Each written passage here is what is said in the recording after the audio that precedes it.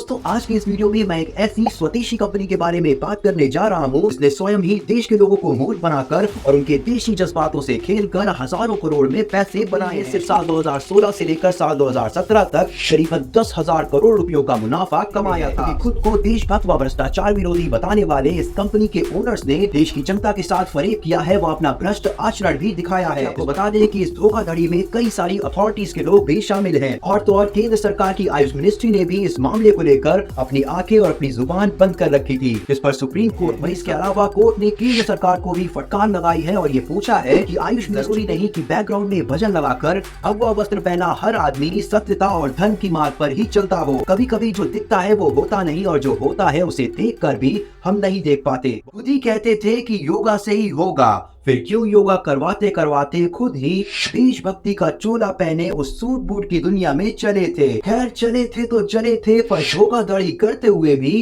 क्यों भोले भाले बने थे। नमस्कार दोस्तों, और आप सबका एक बार फिर से स्वागत है द मिडिल क्लास ओपिनियन पर। दोस्तों आज की इस वीडियो में मैं एक ऐसी स्वदेशी कंपनी के बारे में बात करने जा रहा हूँ जिसने स्वयं ही देश के लोगों को मूर्ख बनाकर और उनके देशी जज्बातों से खेलकर हजारों करोड़ में पैसे बनाए हैं। जी हाँ दोस्तों, मैं बात कर रहा हूँ योग गुरु व खुद को देशभक्त बताने वाले बाबा रामदेव की कंपनी पतंजलि की, जिसने अपने लॉन्च के तुरंत बाद ही एफएमसीजी सेक्टर में तहलका मचा दिया था। आलम यह था कि इस कंपनी ने सिर्फ साल 2016 से लेकर साल 2017 तक करीबन 10,000 करोड़ रुपयों का मुनाफा कमाया था। इस ग्रोथ को एक ऐसी क्रांति के रूप में देखा जा रहा था जिससे एफएमसीजी सेक्टर की बड़ी बड़ी कंपनियां सहम गई थी। पतंजलि का दंत कांति, इनका घी, शहद, बिस्किट, साबुन, आटा व तेल इत्यादि जैसे प्रोडक्ट्स ने कोलगेट, अमूल व डाबर जैसी कंपनियों को अपनी क्वालिटी व मार्केटिंग एनहांस करने पर मजबूर कर दिया था। लेकिन दोस्तों अब यही पतंजलि कंपनी विवादों के घेरे में है, क्योंकि खुद को देशभक्त व भ्रष्टाचार विरोधी बताने वाले इस कंपनी के ओनर्स ने देश की जनता के साथ फरेब किया है व अपना भ्रष्ट आचरण भी दिखाया है। इस पर देश की सर्वोच्च अदालत ने पतंजलि को लेकर एक ऐसा फैसला सुनाया है जिससे कि इस कंपनी के ओनर्स बाबा रामदेव और आचार्य बालकृष्ण की विश्वसनीयता और देशभक्ति पर एक बड़ा सवाल खड़ा कर दिया है, या फिर कह ले कि उनकी सो कॉल्ड भ्रष्टाचार विरोधी वाली छवि पर से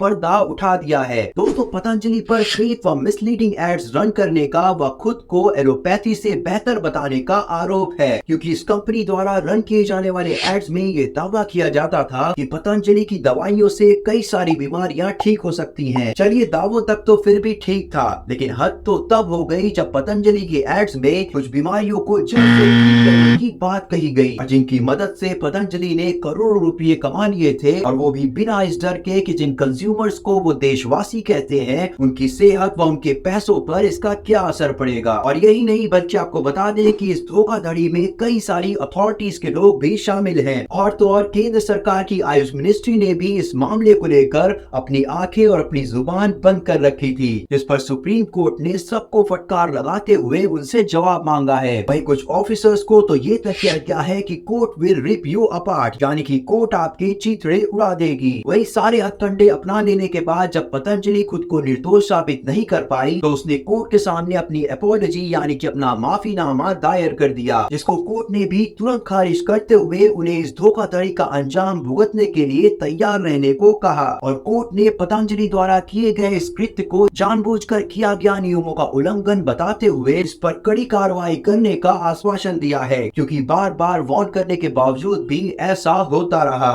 वही कोर्ट का ये रूप देखकर Uttarakhand food and drugs authority व अन्य संबंधित अथॉरिटीज के ऑफिसर्स और इंस्पेक्टर्स भी कोर्ट के सामने गिड़गिड़ाते नजर आए, पर कोर्ट ने स्टेट अथॉरिटीज के खिलाफ कड़ी कार्रवाई करने का मन बना लिया है और साथ ही इंस्पेक्टर्स को सस्पेंड करने के आदेश भी दे दिए हैं। वहीं इसके अलावा कोर्ट ने केंद्र सरकार को भी फटकार लगाई है और ये पूछा है कि आयुष मिनिस्ट्री ने इन मिसलीडिंग एड्स को इन्वेस्टिगेट और पब्लिसाइज क्यों नहीं किया। दोस्तों अब आप ये जान लीजिए कि जरूरी नहीं कि बैकग्राउंड में भजन लगाकर भगवा वस्त्र पहना हर आदमी सत्यता और धर्म की मार्ग पर ही चलता हो। कभी कभी जो दिखता है वो होता नहीं और जो होता है उसे देखकर भी हम नहीं देख पाते। गौरतलब है कि ये वही बाबा रामदेव है जिन्होंने कांग्रेस की सरकार के दौरान काला धन, भ्रष्टाचार, धर्म और महंगाई को लेकर बड़ी बड़ी बातें कही थी, और आज उन्हीं की कंपनी भ्रष्ट आचरण करके पैसों की लालच में अंधी हो चुकी है। हालांकि ये बात भी सही है कि बाबा रामदेव ने हमारे देश को योग करना सिखाया है, जिससे कई सारे सारे लोगों को बेशक फायदा हुआ है, लेकिन पहले लोगों का विश्वास जीतकर उनका विश्वासघात करना, और वो भी भगवा वस्त्र पहनकर, ये हमारे और सबके सनातन धर्म की बेइज्जती है। तो आगे से अब आप अपनी आंखों और कानों के साथ साथ अपने दिमाग का भी इस्तेमाल जरूर करें। कहते थे अच्छे कि योगा से ही भेद होगा, करने का फिर क्यों सामर्थ्य योगा रखें, करवाते ताकि आपके करवाते पैसों और खुद ही आपके जज्बातों के देशभक्ति का साथ ऐसा चोला खिलवाड़ पहने ना उस हो सूटबूट सके। की दुनिया जय में श्री चले राम। थे।